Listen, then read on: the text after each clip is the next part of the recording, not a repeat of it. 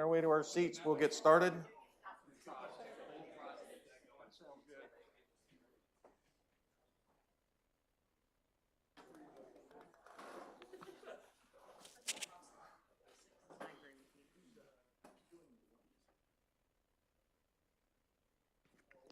I'll do the pledge.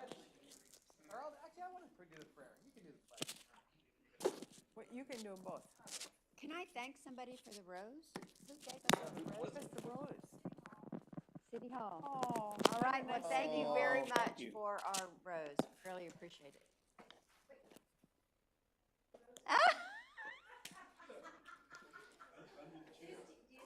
There you go. Here, Donna. Yeah, I was going to say. Now, my wife would be sad if I gave that away. I'd be.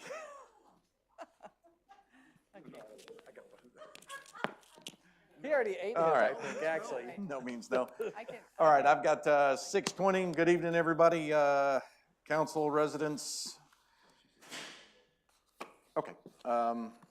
We will go ahead and jump right into the regular session. We'll start with the invocation pledge and then citizens' comments. So I'll have everybody stand, and Roxanne is going to lead us in both of those tonight. Okay, let's pray. Dear God, I just thank you for this night. Thank you, Lord, that we're able to do the work of the city. And Lord, we pray that you will bless the city. Pray the elections coming up, that the right people will come in who can work well with the council, the rest of the council, and that we can look forward to making things right for the city, that we can move forward as we have been in making the right laws, the right regulations, that the city will be in compliance with what a state law is. Lord, we know that this is important because you tell us to listen to and obey the governing bodies above us. And I pray, Lord, that we as a city can do that. Thank you for the council that you have here tonight and the staff that's here and all the hard work that's being done. Lord, I just thank you for the blessing that you've done to this city and pray that you will give us wisdom, guidance, and knowledge as we move forward. In Jesus' name, amen. Pledge allegiance to the flag.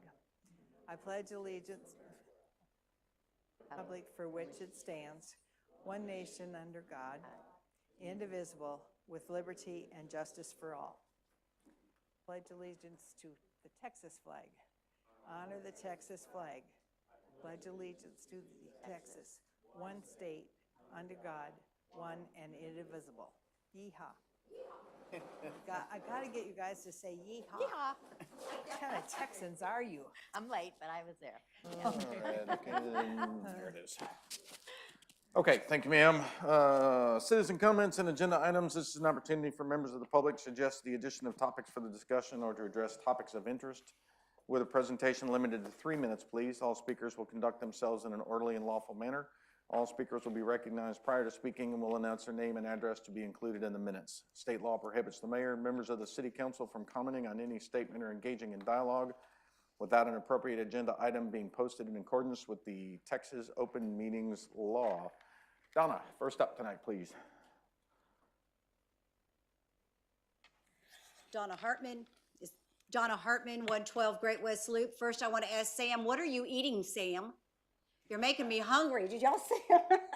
Anyway, I wanted to, first off, and Mike left the room again. He wasn't here the first time, but once again, I want to thank Ken Hobbs and the P&Z committee and Mike for the building changes that they made in that chapter 3 and for incorporating the recommendations I have. I appreciate that very much.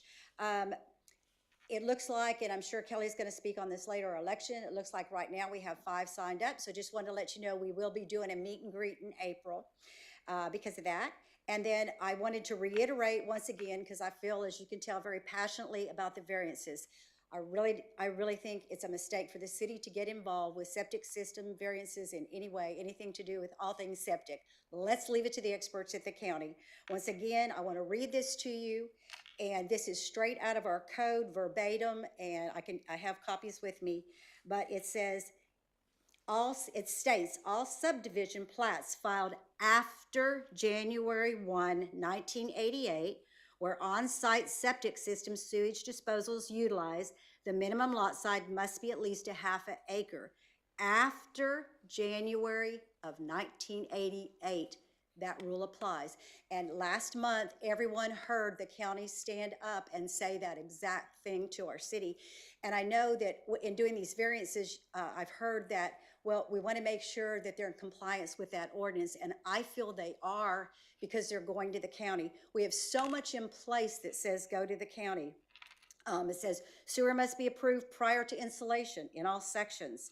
We say construction standards. It has to be adopted by the State Commission on Environmental Quality on May 23rd, 2001, or the most current rules enforced by the county public district are further adopted by the city without change. We are already saying without change, we comply with those regulations. Our permitting process on number 7, the checkoff list that you have to turn in, you have to submit from the county your approval for the system that they determine will work on your lots. So we don't need to issue variance. If it comes from the county, they approve it, the experts have looked at it, we don't need to be doing variances. And these, also these permits that they're putting in have to be designed by a registered professional engineer or qualified site evaluator. So in my opinion, everything's in place to support Bell County. Our ordinances are in line with Bell County, and they've been doing this successfully in our city since the 80s. And once again, I'd like the experts to determine if the evaluation form passes and let them determine what is a safe and successful system that can go on these lots. So I feel very strong about it. And just real quick, if I have any time left, come speak to me about easements. They are very tricky. We need to be very careful with them. And some of the easements that were referred to are utility easements, which is a totally separate animal. We're talking about what TXUs and things, totally separate. They're allowed to be fenced with. Andrea?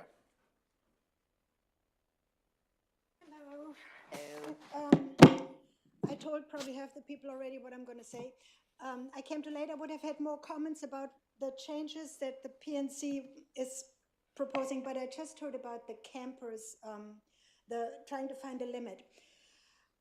I'm an expert in finding loopholes, I would like to say. So what do? I come with my camper, I park 3 days, I'm Bill, then after 3 days, John comes, and then after another 3 days, drives away. What do you do with when you have people that have constantly visitors? I think you need to consider putting a limit on how long a camper may be occupied at a certain residence. Not you may be here for 3 days with a camper, because you could have a camper every day, or you could have Billy Bob leave, and after a day he comes back and it's another 3 days. So I would just like to bring this to your awareness because I didn't hear it. That's all. Thank you so much. Okay, thank you, ma'am. All right, moving on, consent agenda, the minutes. First up are the minutes from, it's 26003, discuss the minutes, regular session city council meeting on December 9th, 2025. We discussed this in the workshop. From my recollection, which is fuzzy at best, there were no changes to that. So I will entertain a motion to approve the minutes from December 9th, 2025. Council? I'll make a motion to approve the minutes from December 9th. I have a second, please. I'll second. Any discussion? All those in favor? Aye. Wait for Sam. We're going to go with that. Sam, say aye. I think you're muted. Yeah, he's muted. Did you mute? You're unmute. Speak. What? There we go. There we go. So motion to approve the minutes, Sam. We've got Dorothy made the motion, Roxanne seconded. So if no discussion, I ask for all those in favor, so waiting on you to give a thumbs up or thumbs down.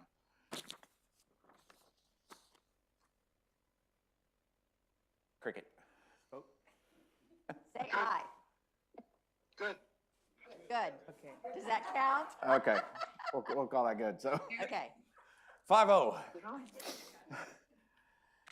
All right, moving on to the ordinances. We've got ordinance 26001 and 26002. Just for clarity, 26001 discusses chapter 3. Ken gave us a presentation in the workshop. the discussion for the residents that weren't here, there were some changes that were sent back. Council, does anybody, would anybody like Ken to come back up, or are we, Ken, do you need to come back up? Okay, so from what I'm gathering, and please correct me if I'm wrong, it sounds like that is going to need to be tabled pending the changes. So council, I'll accept a motion to table that for a future meeting. Well, both of those, 26001 and ordinance 26002, until we're ready to view it again. But we definitely talked about them thoroughly in the workshop, and I think Ken has the questions that we have, and he'll come back to us with some clarifications. And they've been working very hard, and we're grateful. Roxanne, you Yeah. said you were, Roxanne, motion to table both 26001 and 26002. does she need a second? I don't know. We don't table things a lot officially, do we? You know what, just for, we're gonna get a second. Why? Okay, Because I'll I second. can. All right, Dorothy with a second on that one. When in doubt, second it. All right, any additional discussion, council? All right, all those in favor? Aye. There we go. All right. Any opposed? All right, we'll go 5-0 on that one to table, and we will bring that back up as soon as, Ken, the normal protocol, as soon as you guys have the changes and you're ready, just funnel that through the city secretary, and we'll make sure that that gets ready to go. So next up on our agenda are resolutions. We'll start with 26003. I'll call up to the microphone Ms. Kelly. 26003, for those that are not aware, we do have a general election coming up for 3 council member positions. I'll let Kelly give a brief summary of what she discussed during the workshop, and go.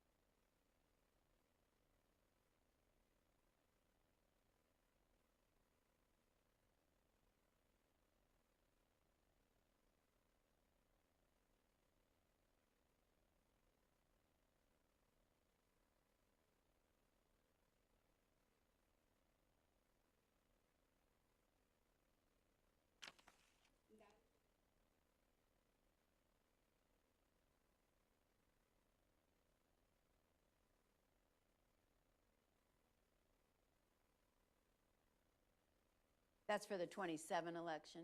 Yes.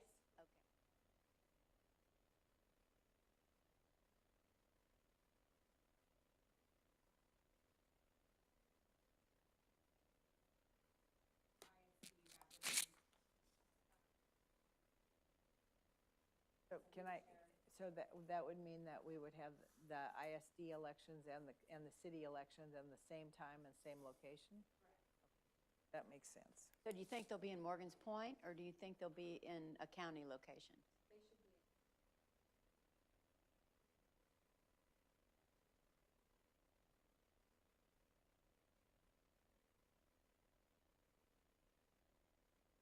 Okay, but we can We can have We a can voter. still have the location here. Okay, okay, good, yeah. I think that's the most important, yeah.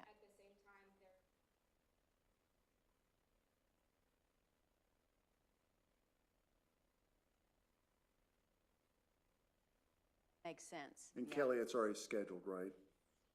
The building, the building's been already put on the schedule that we're using? Okay.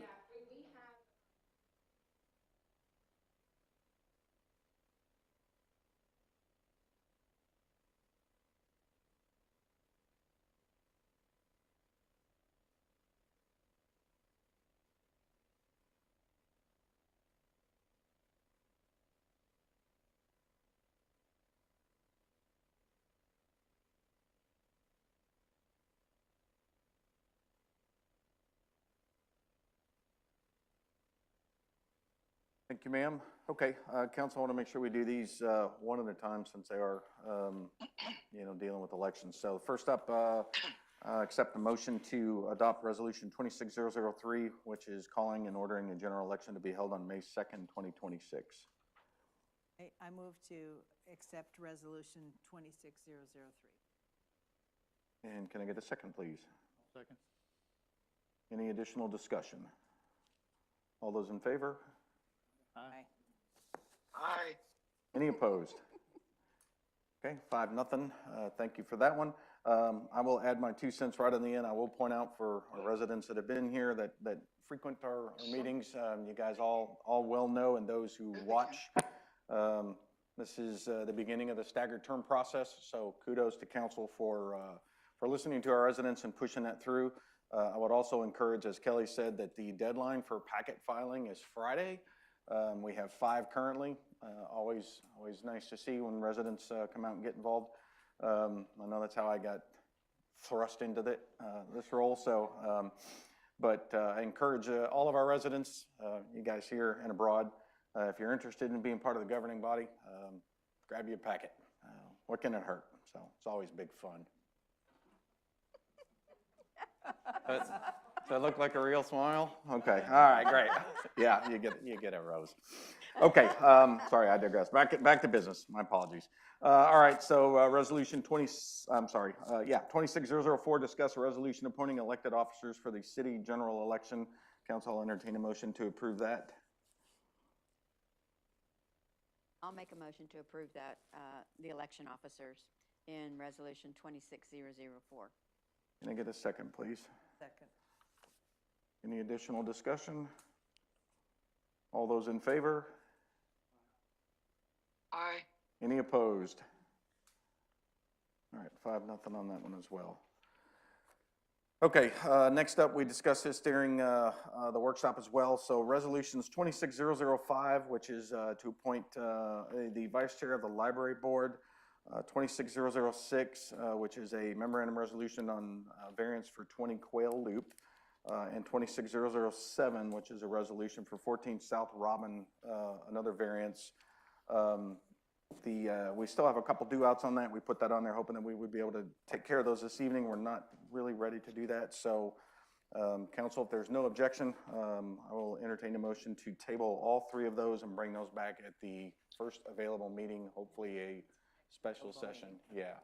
So, if I can get a motion and we can lump those together. So motion. move. All right, so Sam with a motion to table 5, 6, and 7. Can I get a second? I'll second. Okay, yep, I got Bruce. Any additional discussion? All those in favor? Aye. Aye. Any opposed? Okay, 5-0 on that one. So, okay, next up, we'll jump into the finance director update.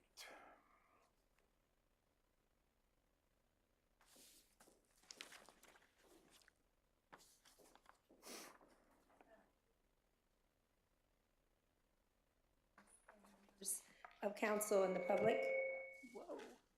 What you have before you is, of course, the monthly update on where we are in our banking, and also the revenue and expenditure reports that we are right now. Of course, again, they're still waiting on some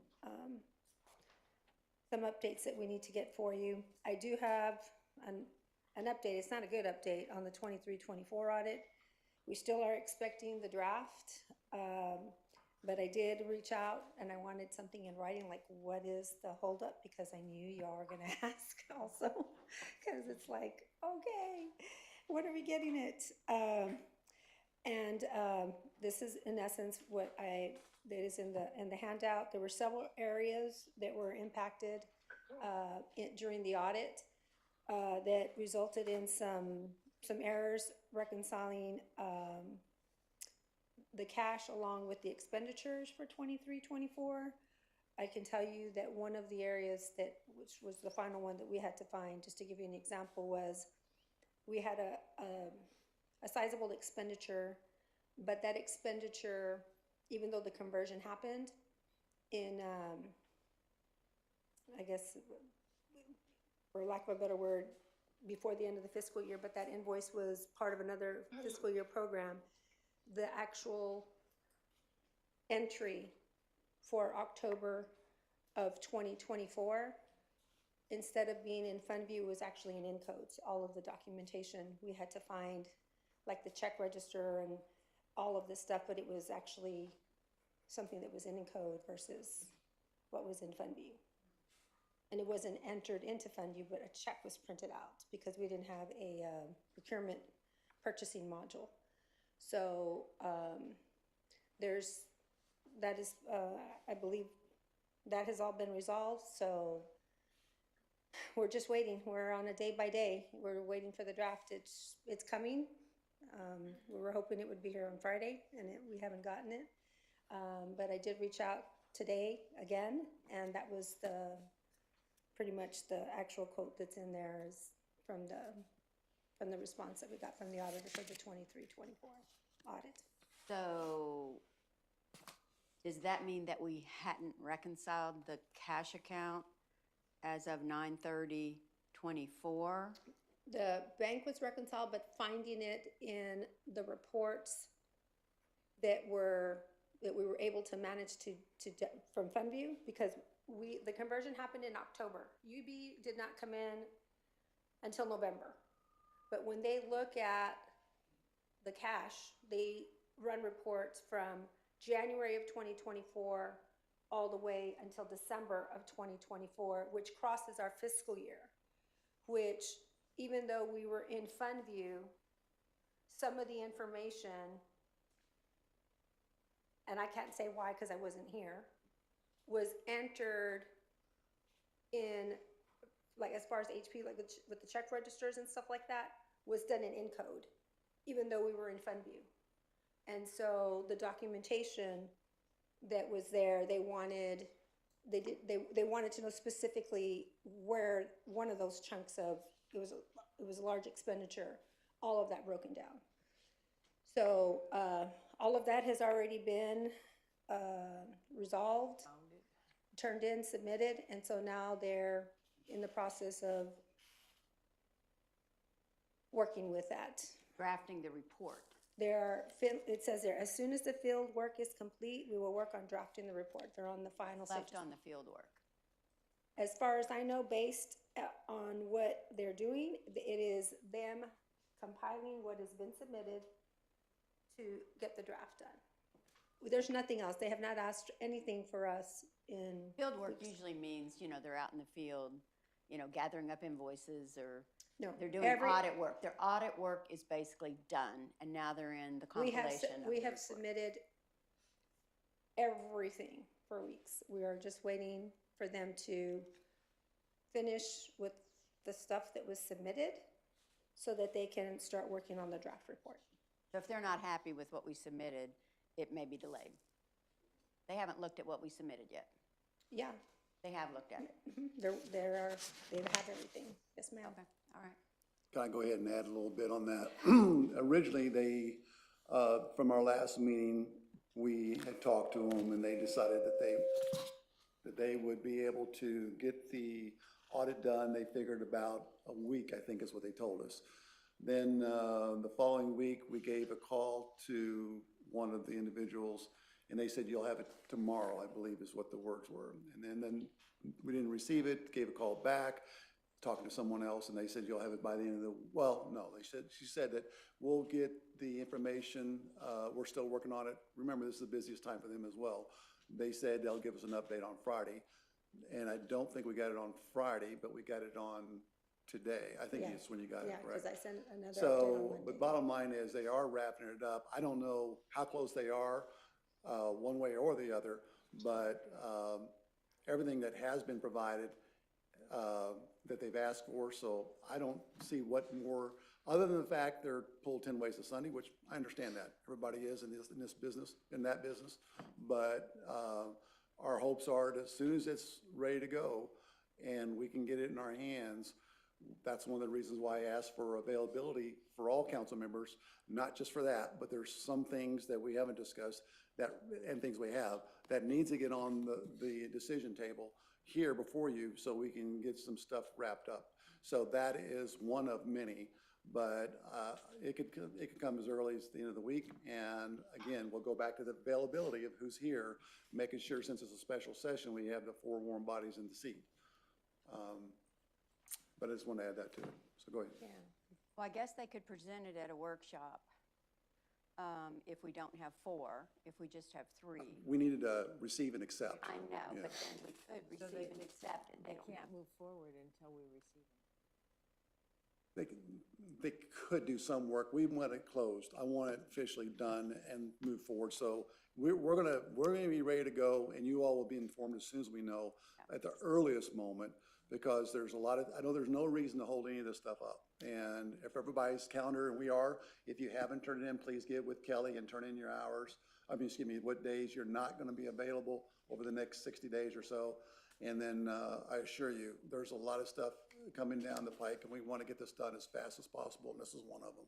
So let me just ask you this, is your primary contact with the auditing firm, is it Louis Breedlove? You're not getting information from a field officer, you're getting it from Louis is our the one that told- senior manager? Lewis is the one that conveyed to us that we should have it by the end of the week. That was the first time we talked, but we didn't talk to the other lady, what's the lady's name? Melanie. Melanie. Melanie, yeah. And She's Melanie's- just she's a supervisor. or Yeah. whatever. So Melanie is the one we're talking to now, and that's who gave us the update today, I believe. So I think it's coming to across the finish line, but how soon? That's why I don't want any more holdups if we can. We don't want to wait till the next month. When we get it, that's one of several things that we're trying to get out of us into this decision table, so you all can make those calls. All right. Okay, so going to the 24-25 audit, we're still working through some issues that we still need to get worked on. The main thing is for the 24-25 audit that I just want to bring to everybody's attention is that there were some expenditures and that dealt with that ground storage tank with all of that invoicing that was done. Some of the invoicing from the vendors or the contractors they have one date, but then it went to the engineering and there's another date and versus when they got paid.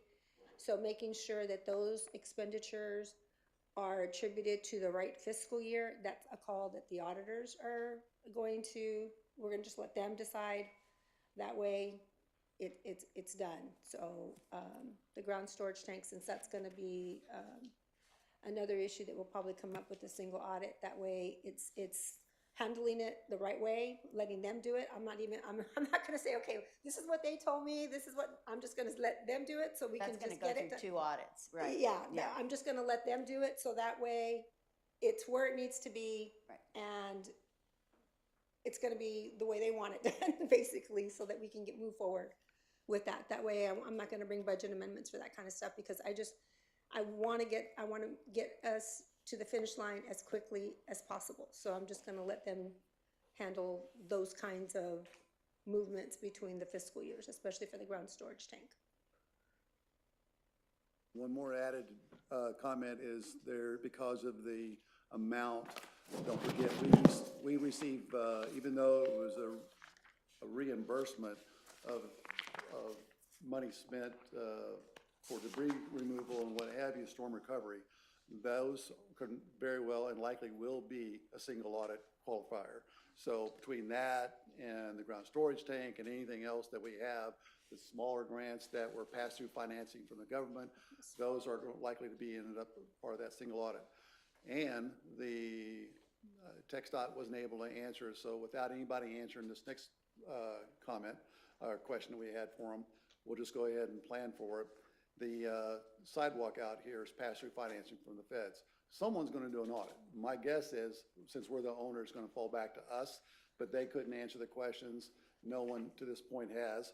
So I would suggest the city prepare for doing a single audit. It's nothing more than what was received, actually, what was actually expended, because it's a schedule of expenditures for federal awards. So that's something that shouldn't take a long time, but I'm just giving you a heads up. There'll probably be a single audit that needs to be budgeted for this next fiscal year. I thought we didn't receive any of the money. I thought the money went directly to TxDOT. But the question I had to ask TxDOT, who's doing the single audit? And they couldn't answer the question. So I asked the auditors. They weren't sure. So I'm saying, let's go ahead, because it can come down to the auditor, excuse me, it could come down to the owner, which the feds could very well do. So I'm saying be prepared, whether you do or not, it's rather to do it and not be needed. We're only talking about a few things here. On a CFA, it's only a few lines and supporting documentation, that's about it. We're not handling the money, but we are the owner of it. So TxDOT will give us the information. Yeah, we got the we need. information. Yeah, we'll Okay, have all okay. that. But I'm just saying, just be prepared budget-wise to have that in advance planned for, because it ain't gonna be much, but it still needs to be planned for. But I would expect you're gonna probably end up doing one. Which is not a problem. We got everything available, so it's not a big deal. I'm sorry, And go ahead. Programming errors, what's going on programming-wise?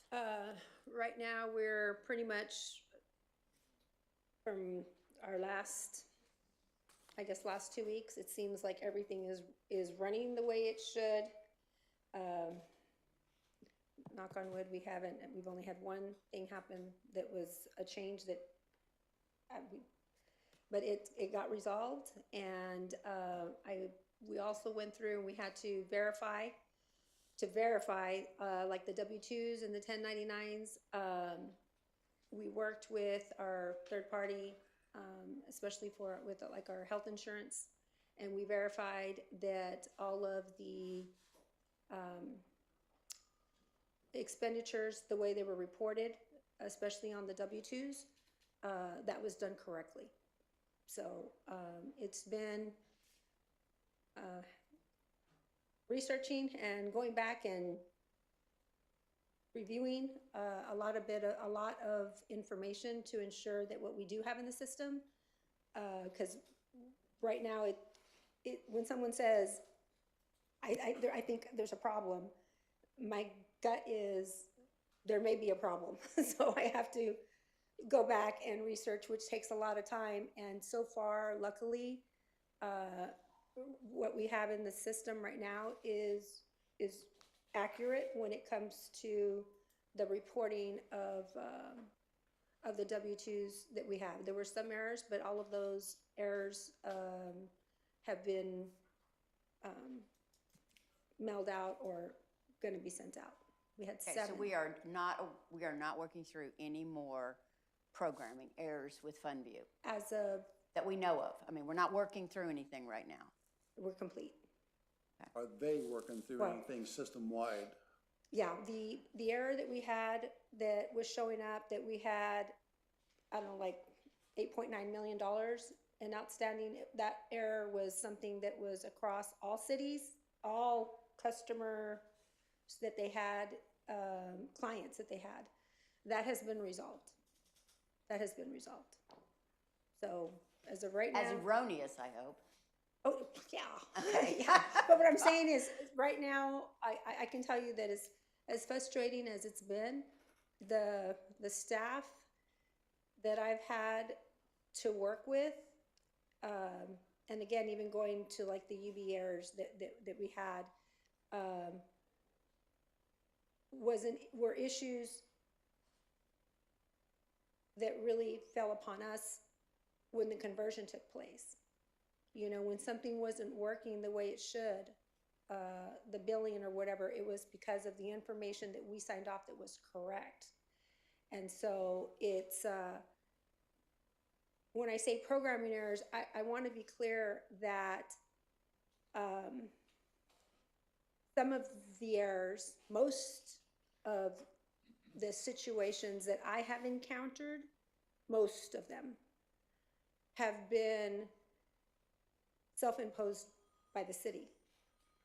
And coming into this, when there's a situation, because I don't know, I have to look into it. And I mean, I want to hats off. I'm blessed we have Kelly. I'm so blessed that we have Dia. The directors have been helping clean up so much of the stuff because they're the users. They know where they're spending the money. They know where it should go. They're awesome. But it's making the account numbers and the process all work. And I'll tell you, Stephen Pitts did an awesome job, you know, because, and I've said this before, that there can't just be an anomaly that we're only having issues with one module of this program during the conversion. And I'm just really lucky. I mean, Dia's caught stuff. Kelly's knew she's been catching stuff. Amanda's caught stuff. You know, it's been really a team effort to try to get this monster under control. And I think we're almost there. You think you're there? I can definitely, remember I told you I was here. Okay, so now it's at the chest level. So I'll feel a lot better when it's waist level. But we're still trying, and it's because we have 23, 24, and we have 24, 25 we need to clean up. We still have 25, 26, and now we got it ready for 26, 27. So you're talking about 23, 24 audit, you're talking about 24, 25 audit, 25, 26 audit, a single audit, and then we need to get ready for, 25, 26. I mean, it is. You guys need more help. Do you guys need something else? Well, the 24 is near term. Done, And then the 25 is one they're gonna start on shortly thereafter. That's only one, the 25 is only one's due, it's due by 31st of March.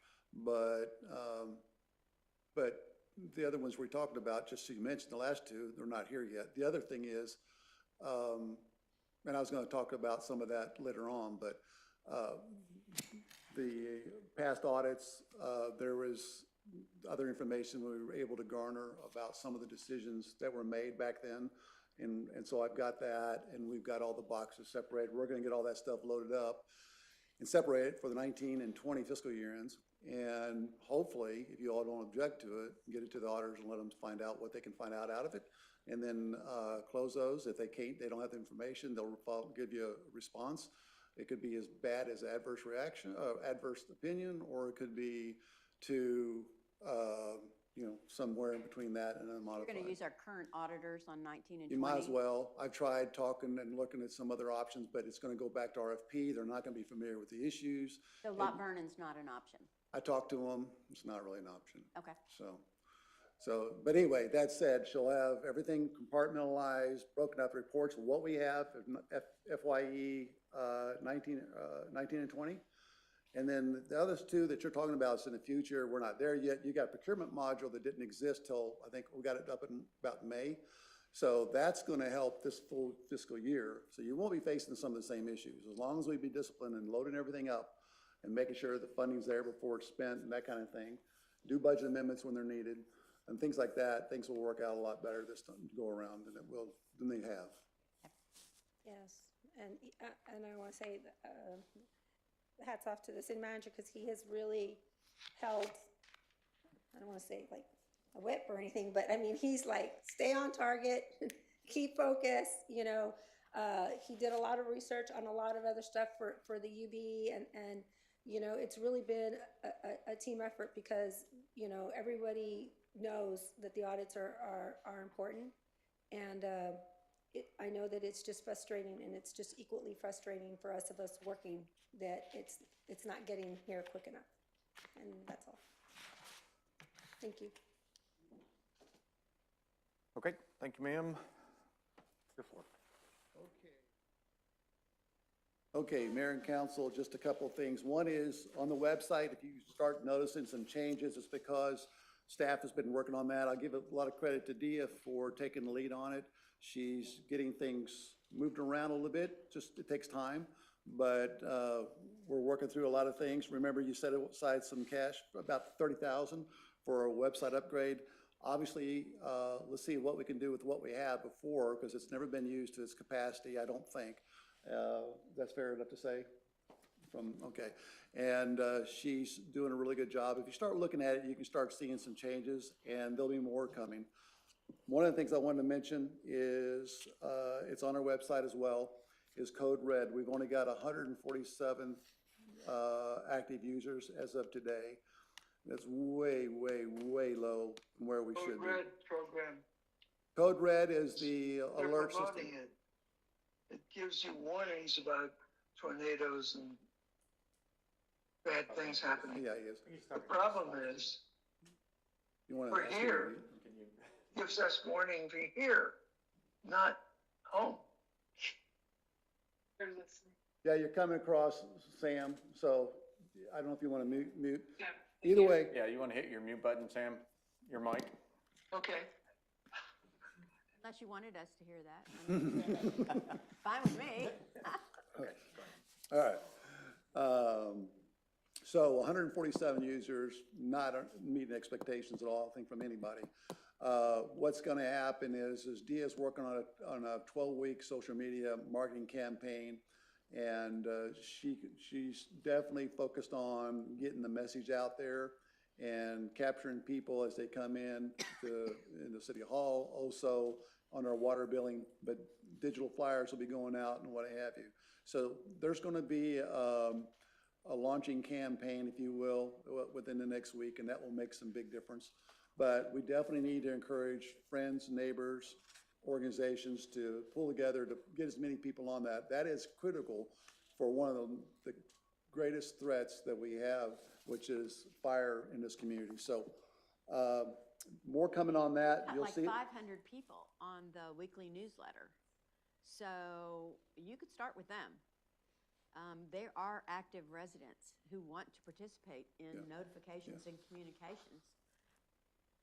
So, but I mean, we need thousands on it. I mean, Oh, I really, understand that, but I know you yeah. gotta, Yeah, no doubt about it. So anyway, so that's something I wanted to highlight. Also, speaking of, since I'm right there talking about City Hall stuff, we have some challenges with some residents are having challenges in paying their water bill. I wanted to see if I can get a consensus. If so, I'd like to start work on that program to get it moving. Basically, it's a roundup program. One of the staff members said that, they use it in other cities. It's beneficial. But if we had a roundup program, credit account, dollars would be going in there. And then when we have those challenges that come up, where they can't pay it, maybe there's a way to help out some of these. One that I overheard, there was a lady that had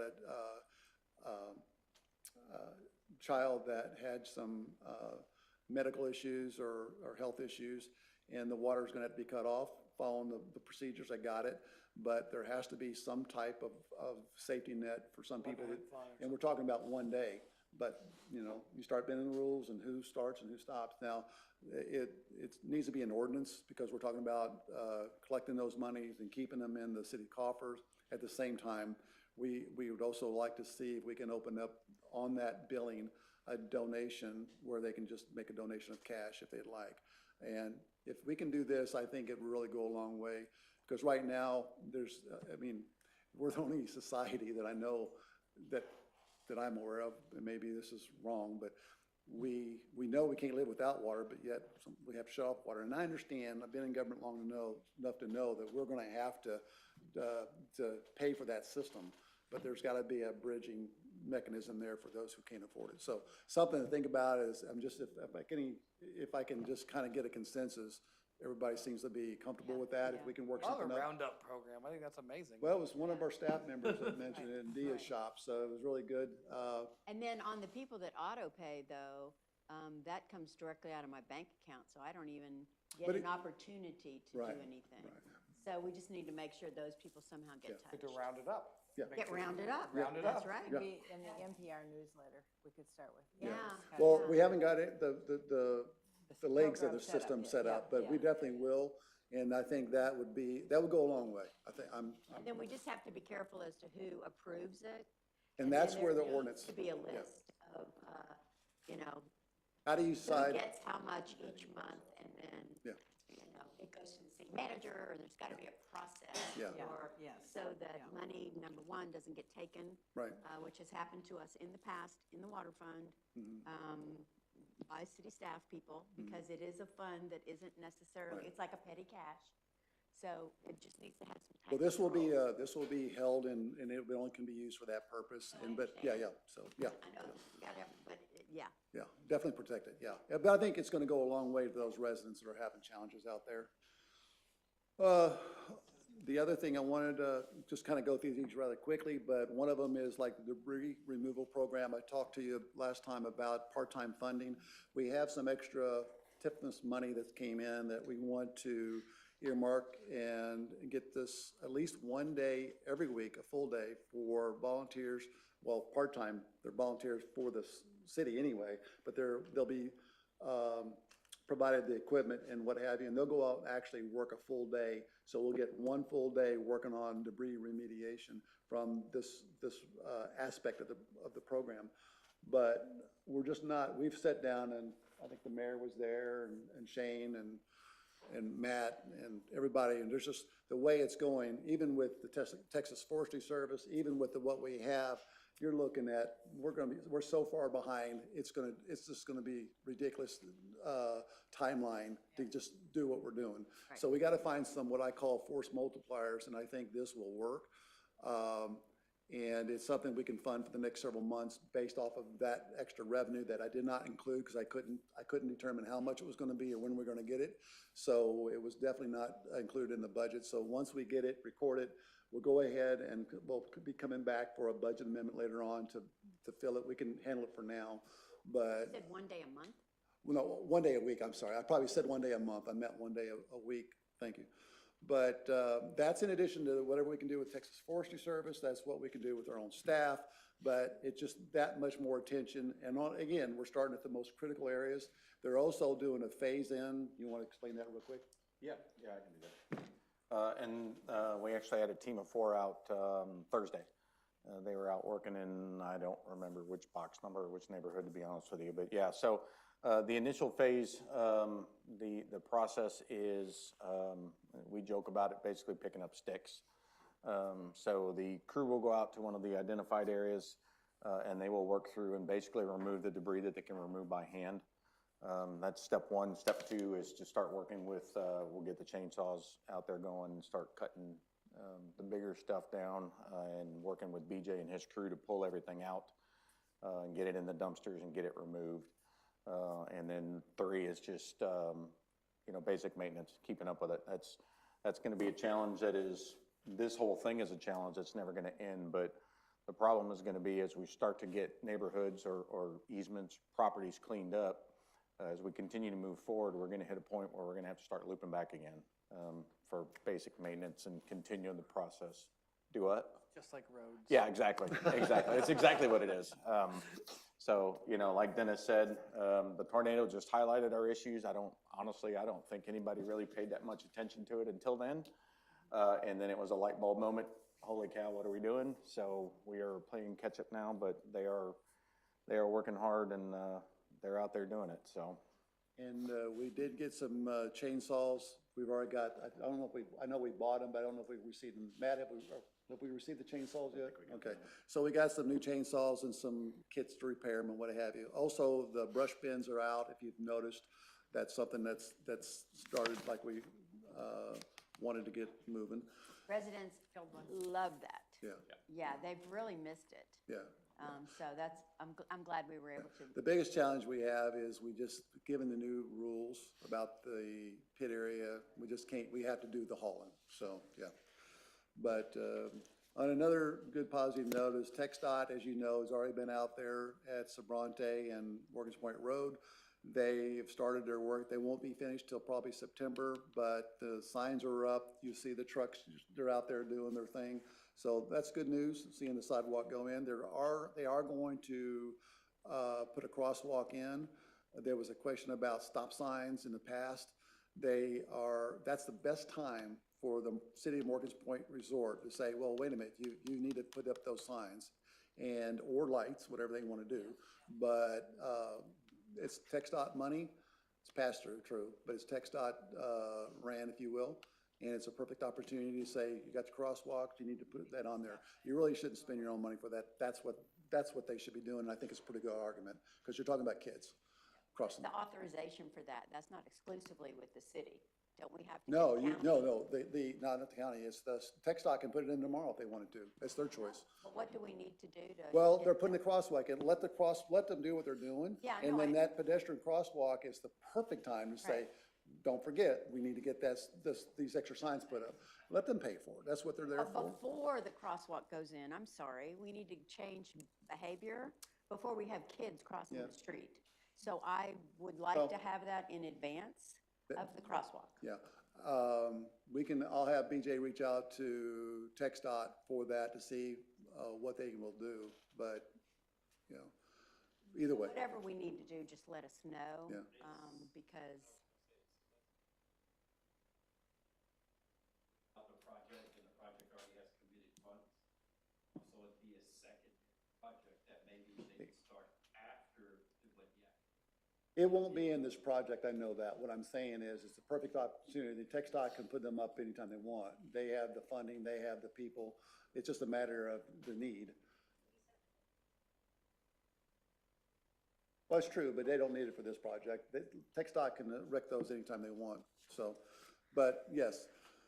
Anyway, that's moving forward. The John Ensay Park, we're gonna meet tomorrow with the park committee chair and engineering. Is that fair to say that? Okay. And That's a rumor. and so what we're trying to do is get the schematic design and the phasing diagram, which I call just a phase in of which one you're gonna do first. And so we're excited to get that moving. We did run into some problems with Smith Park. I got the telephone call, and then later on, about 2 days later, I guess it was yesterday, I got the actual email. There are some things that's been put up, as in, I'm gonna describe it as the way it's described to me, possibly a small monument or something that someone has put in that area within the 642 line that they weren't aware of. And also the trail goes on the CE, the Court Enforcement Land. So there's going to be some request approvals through Corps of Engineers. And with that, in the end, it looks like we could probably still get the permission to do what we want to do, but it's not going to happen as fast as we'd like to do it. So being the fact that that's going to take a little bit of time to work through with the Corps of Engineers, there's no reason to hold up John Ensay, get that moving, get that put in. Yeah. And I've never had any other park but John Ensay being the #1 issue from residents, is saying, Correct. do something. And they want their kids out there, and Yep. totally legit. So I think that's what you're all wanting, that's what they want, and I think we can start getting that moving faster. Hopefully, we can bring the plan to you next regular meeting. Rogers Park, I've told you we've met with them. I'm not gonna go through this whole thing again, but I just let you know that we are moving forward with it, but it's gonna take them time because they are short-staffed. Water well permits, nothing new on that. Drainage, there is a program out there for funding that I'm gonna get with the engineers tomorrow. Someone else sent it to me that's not our engineer, but I wanna go ahead and see if they can run the program if they can. That will help us get the study of our drainage done, which we're going to do anyway, have to. Right. So it'd be nice to have that funding. What I talked about, had some issues with the fire apparatus. I think they got it fixed, and then the shock exploded on them or something. It's an older vehicle, my understanding, correct me if I'm wrong on anything, we have to find that shock. I think they wanted $1,200, I heard today. Yeah, And and it's a vehicle that's out of a northern, and so, it's not common down here, and so getting supplies.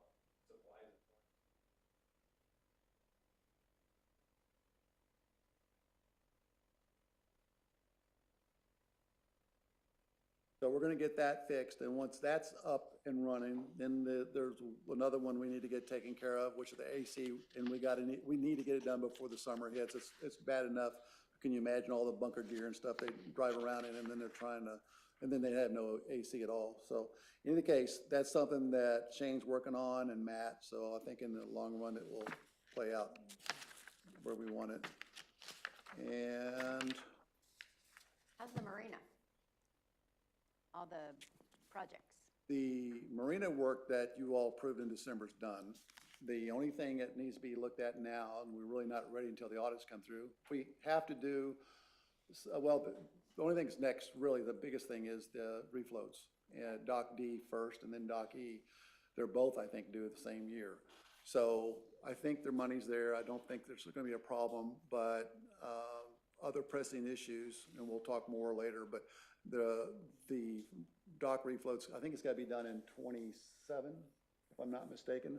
So the audits really need to be in so we know how much we have. They're pretty expensive.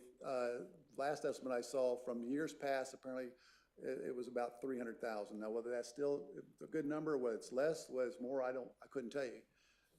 For one dock? For one dock. So I say, I don't know if it's accurate or not, given what things looked the last 5 years. Who knows, maybe it's double, I don't know. So we gotta be careful about how much is in there. So that's, Dennis, Yes, sir. have you talked to the Corps about enlarging the marina? they've had discussions, I was told by someone who had a discussion, I think it was Ronnie. He said that, no, you can't expand it. Cause it's not just us, it's, I guess there's the overall Corps engineer plan for marinas. And what that means, I don't know. I wasn't in the discussion.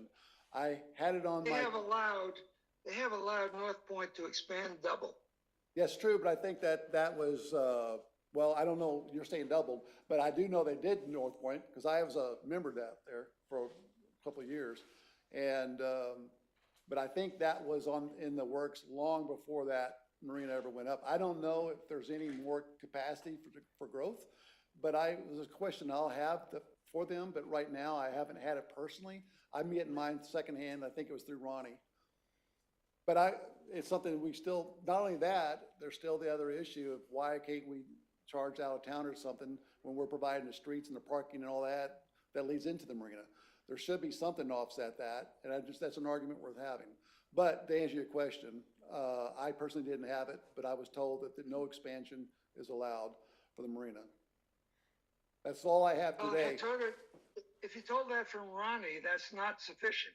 Well, I You need to didn't, go, yeah, I'm gonna talk to him personally, but I just haven't done it. I gave you what I know right now, but I don't know the answer from Corps personally, because I haven't talked to him about it personally. okay. I don't know if this is fact or not, but I believe I heard this from somebody and it wasn't from Ronnie. It had to do with environmental impact. On why we couldn't expand the marinas, like that there was a certain amount on, again, I don't know if this is true or not, that's here, like. That's where I think it's But a it was an macro, environmental impact is what. it's is a what- macro issue, not necessarily our marina. issue. Correct. That's why I understood it. But again, I haven't But, had the discussion. yeah, I don't know with him. the answer either, so. Because I'd like to also hit them up on the other side. Why can't the city charge for those non-residents when you're providing everything else that they're at the fingertips? And I've already talked to one Corps of Engineer person, and they said that's an argument that's never been used. So I think that's worth having. But I'll try to hit both of them, and I'll try to have it before the next meeting, so you'll have some feedback. Yeah, and let's not forget charging for the trailers, that space up there. Well, Yeah. bear in mind that it's a 5-year or 6-year wait to get a slip in our marina. There's volume available. So we need to pursue that. Yeah, I will. I'll definitely talk to him and see about both those issues. As far as the trailers, we should be able to do that if it's council's decision to do it. There's a way to do it. There is some valuable land up there on top of that. I went out there with BJ. I'm impressed, but right now it's just a bunch of debris that has to be cleaned up, and that's going to be, I don't know what priority that lies with everything else. But yes, yes, Sam, I'm definitely going to have the conversation. I have not had it personally with them. Just ask you this question because I ask it at every meeting. Where do we stand on our FEMA money and getting all the reimbursements? The last discussion that I had was with, this past week was with, who showed me? It was Dia. You showed me the letter that TML said that was cosmetic damage. I don't want to try to push and waste our time on cosmetic damage through FEMA. Is there anything else that's pending through FEMA besides that discussion?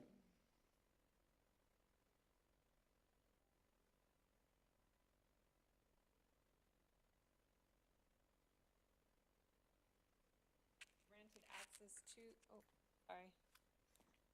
I don't know if you heard what I said, but I was just granted access, and I actually just was speaking with the representative on Friday about this. So I was granted access today to the grants portal, but we have to submit some extensions, and then after those extensions are submitted, we can file for some reimbursements for the mold remediation that we had performed.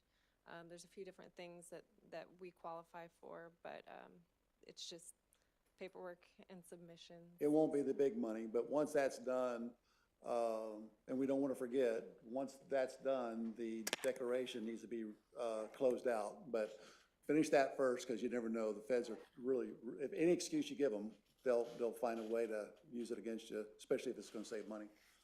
So that's where we're at on that. And that's it for the update, I believe.